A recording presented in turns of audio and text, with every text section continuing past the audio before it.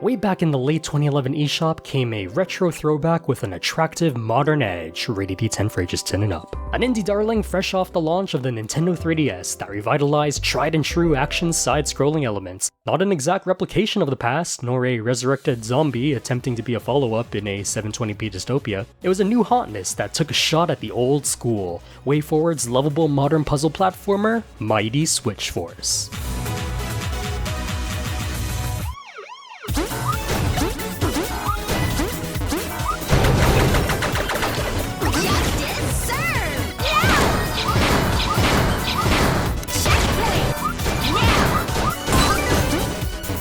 Starring Patricia Wagon, not a corporeal police van, but the most cheerful police officer you'll ever play as. She's on patrol to capture the convict hooligan sisters by taking advantage of her handy ability to switch foreground and background blocks with the press of a button.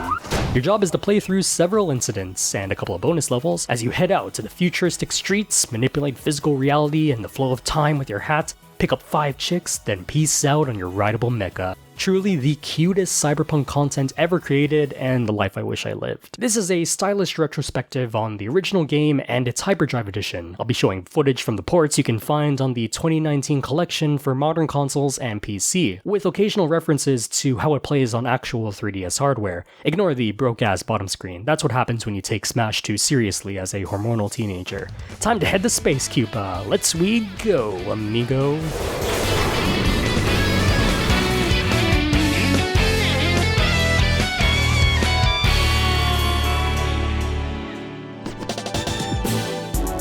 So, it's a remix of kinetic tropes and visual insanities that make up most 8 to 16-bit games. The precise jump-and-shoot action, heavy gravity, and stupid disappearing blocks of classic Mega Man, the block-clearing bomb puzzles of Bomberman, even the launch barrels of Donkey Kong Country.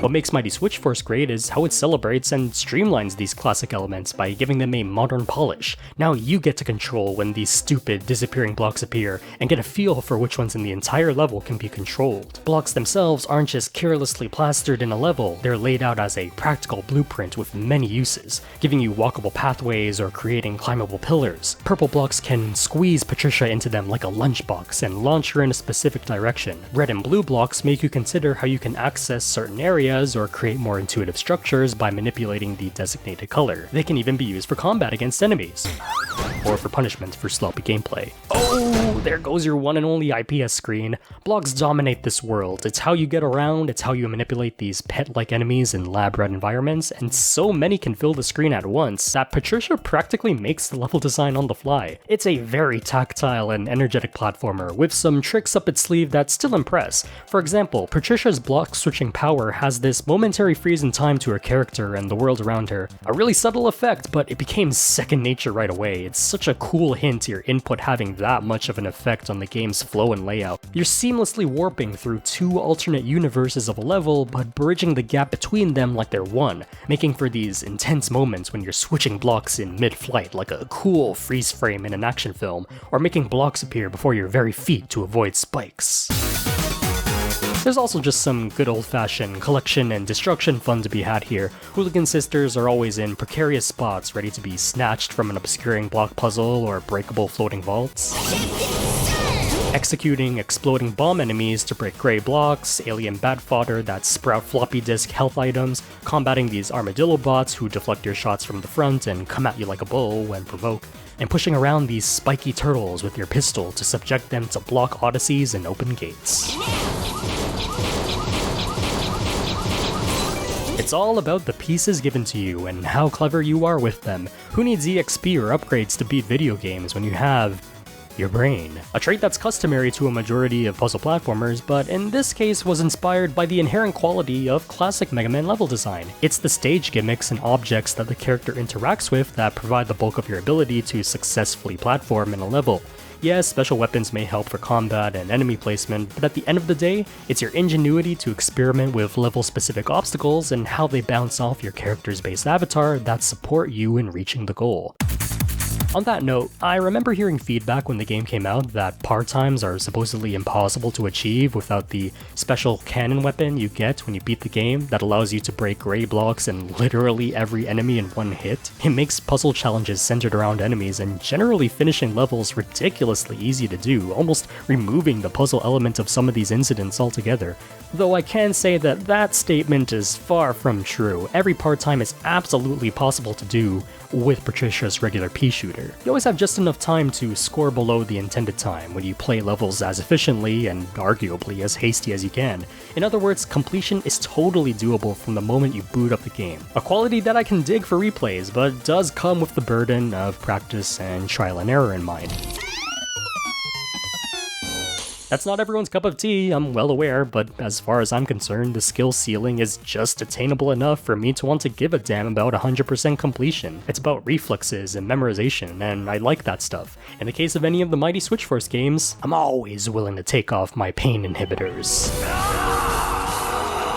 With that said, my main complaints with the gameplay mostly come from screen crunch and some tedious stuff. For the most part, the game's visibility is fine, but on some of the more complicated maps, you'll start to notice how cramped and meandering the camera can be. It always feels like it's a second late to move exactly at the direction you're facing, and because of that, a lot of crucial block sections and enemies can be needlessly obscured. Now, there is a feature to stand still and control the game's roaming camera to look at obstacles and even shoot at what's ahead from a safe distance, but even then, it's kind of unwieldy. It moves back to default position if you let go of the direction, so you're either pushing it around to get a good view or positioning yourself at the right place to lock the camera to its limit.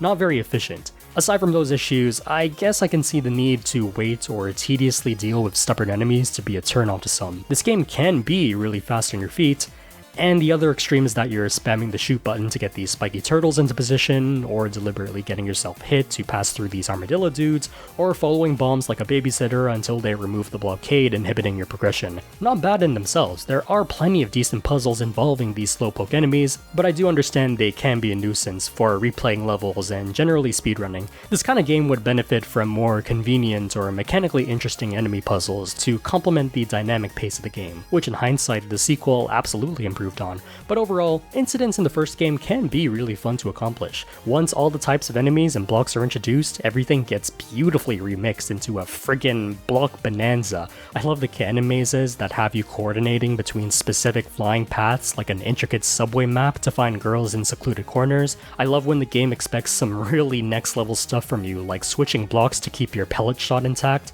off-screen ceiling jumps to reach girls, and some major last second mid-air switches while jumping on block patterns that would make a Tetris piece blush. The bonus levels presented so many complicated block jumps and puzzle sections nested out in far out corners of the map that it's insanely fulfilling to clear them all out or find shortcuts on your own. And I especially like the last level, where switches happen automatically on a timer without your input, meaning you have to plan accordingly when to jump on blocks and even when to align yourself into cannons. And that's what I like about original Mighty Switch Force. Maybe a short romp to perfect, but you get a lot out of that compact session. Not just in game mechanics, of course, but also with a tremendous cybernetic cartoon style in world and character. What we got here are Space Knight levels that are easy on the eyes and built out of chrome gadget-like platforms. It's a circuit city, only this one is still alive and operating. There's also a lot of foreground and background props that make me appreciate the urban mood and levels of depth it's going for. Street lamps, darkened futuristic skyscrapers, bustling train cars in the background, and often these really nice cloud and sky formations. All of these serve as a backdrop to Patricia's bright field of play. Every block is either discarded away from your vision in a transparent look, or physically juts into your level like a pressable button. Every character is animated lively, altogether making every piece of the game feel alive. I especially like how you can make out the individual personalities of the Hooligan Sisters based on how they're animated. There's the one with pigtails who frustratingly tugs on her handcuffs, one that clumsily ties her handcuff chain to her feet, one that's struggling to pull her prison ball and chain, one that plainly sits on her prison ball and chain and chews on bubblegum, and one that just rocks around, keeps it chill, and is strong enough to hold her handcuffs across her neck like a headrest. This tough one's my fave, but the light that truly shines here is Patricia Wagon and her bubbly personality. Her in-game sprite sprite and character portraits may make her out to be a no-nonsense officer dedicated to justice, but her perky sci-fi space outfit and cheery in-game commentary by the super nifty Stephanie Commiere definitely show her more carefree side. I like how she exclaims the game's title every time you boot it up. Mighty Switch Force! How she expresses pleasure out of eating floppy disks for sustenance. Yummy! And my personal favorite is when she yells checkpoint when reaching her precious checkpoint dog. Checkpoint! You gotta love a self-aware avatar who's always reminding you how much she loves being in a video gaming world. I think it's the consistent premise of capturing these 5 distinct prison girls incident by incident, and hearing Patricia's continuous optimism in getting the job done each and every time that result in what I interpret of the game's theme: tough love, or lighthearted law enforcement as the game's description puts it. No matter how much trouble the hooligan sisters bring her, no matter how much she has to tell them to stop in the name of the law and put herself through all of this puzzle platforming madness, Patricia is always on the scene, as motivated as ever to happily apprehend them. It's that kind of love-hate give-and-take relationship that crafty felons have with their passionate pursuers. That's always charming to see in video games, which is also reflected and complemented by its lovely electronic and chiptune hybrid soundtrack composed by Jake Kaufman. Serious and impactful beats support some of the most uplifting and heartfelt melodies you'll ever hear. Perfect for workouts, ringtone material, or rushing to get to campus on time because the bus driver neglected your existence at the stop.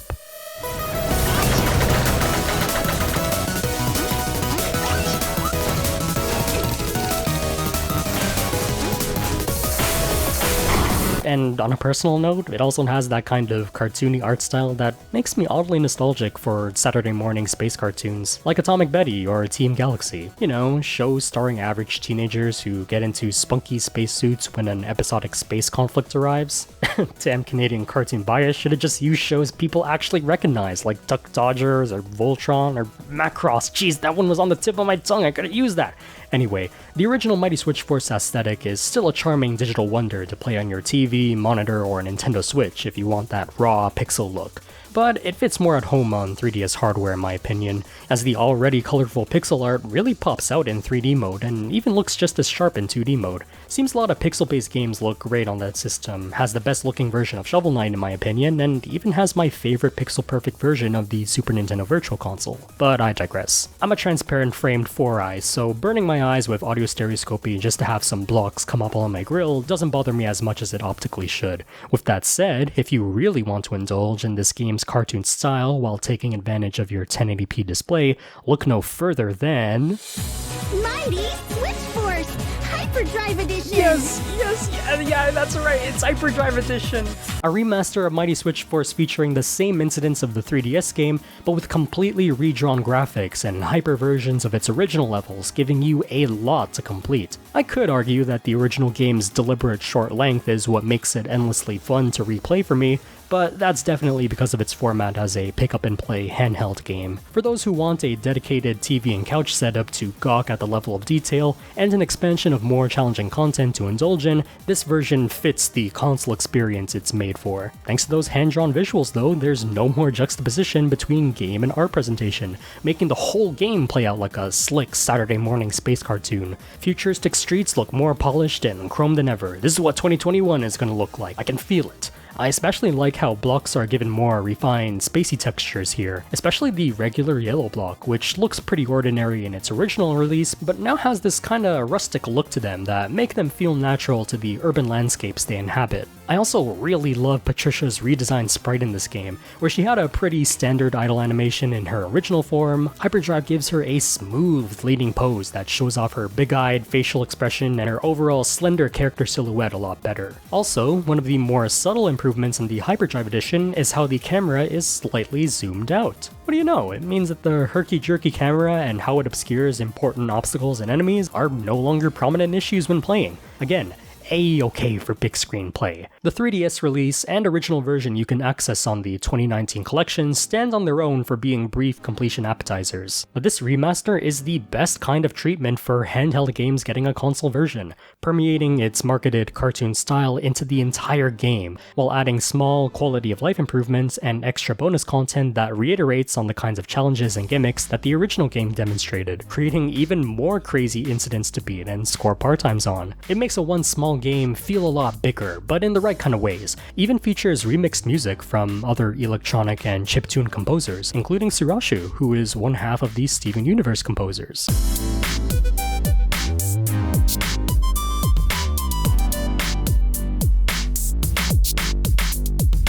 So that's all she wrote, or all I wrote, because I wrote this video, with a soundtrack that still has a rightful place in my playlist, a look that's always a pleasure to see on small 3D screens or big screen televisions, and speedy puzzle gameplay that's still really fun to pick up and play. Mighty Switch Force is mighty fine. How do you get over being a brief game? Replayability and an addictive style, all in a petite, portable package. A noteworthy feat, and I guess is what I'm in the pursuit of documenting with these videos. We'll get into a stylish retrospective of its sequel and its multiplayer academy game some other time, but for now, I wanted to just take you back to an indie game entity that rocked my world back in high school, a worthy retro throwback on the inside, and a delightfully modern heroine aesthetic on the outside. Some puzzle platformers can accomplish that first one, but get yourself a video game policewoman that does both.